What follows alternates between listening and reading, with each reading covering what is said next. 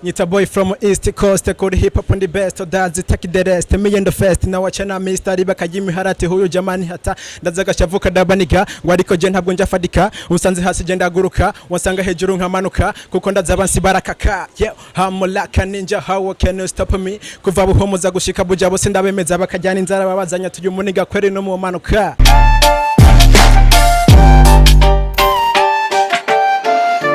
Yes, ingingo ni ya indi nyene gukaraba n'amazi meza n'isabuni tugakaraba neza kwa kundi babitwigisha inyuma hose kugira ngo twirinde cyakiza kizingamitse isi yose.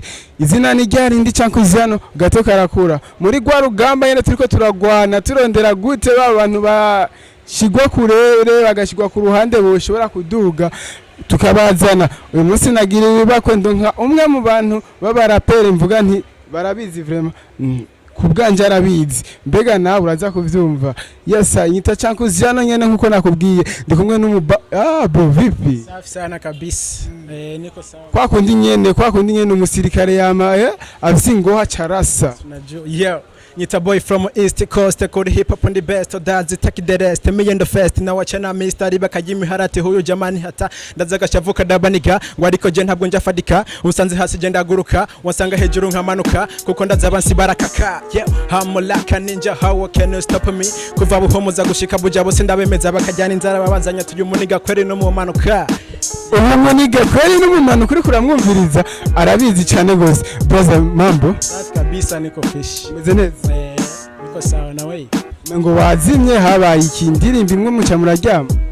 Oya urabizi nawe ibintu by'ishuri nyene ni hatari kubivanga ni hatari nyene gusa antwa ndiko ndaheza ngira nzoca ndabikora neza nisanzuye nta hariho projet mwa mufise muri iyi minsi ya vuba. Iriho vuba cyane nyuma y'ukwezi cyangwa kwezi n'inusu kwezi ushobora kuturengukira ikintu kimeze neza.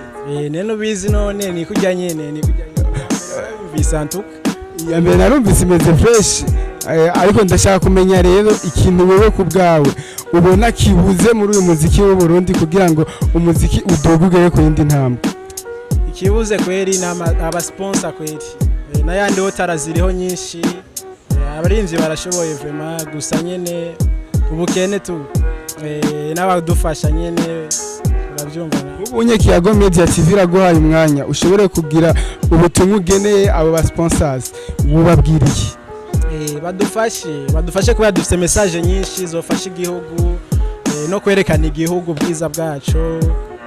Ni byinshi dufite twofasha igihugu kubera gusa nuko nyene sinzi ukuntu bataduha agaciro muga twe turabantu vraiment boshana kuri igihugu kwereka ikamenyekana.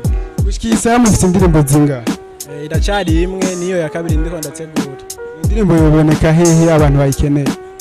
Kuri YouTube barandika Fantastic by FM Team kubera twari babiri ni team nyene no mu jamanje twa Francisco uramuzi wengiti ni team ngo y'umuryango nivyo cyane. Turabakuze n'umukuze wanje nyene.